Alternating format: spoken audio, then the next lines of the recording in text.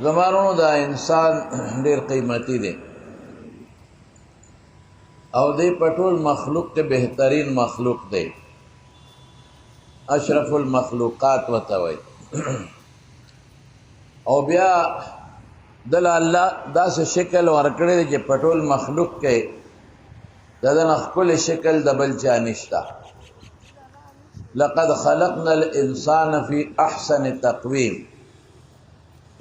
یعنی رب العالمین د تقویم لفظ استعمال کړی دی.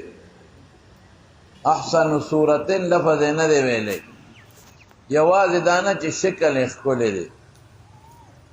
دې کې ټول هیئت دننه بار رالل، د انسان شکل شو، د انسان قد و قامت شو، د انسان وضع قطع شوه، د انسان ظاهر او باطن شو. دا ټول الله خشته پیدا کړي، دا ښکلی پیدا دي.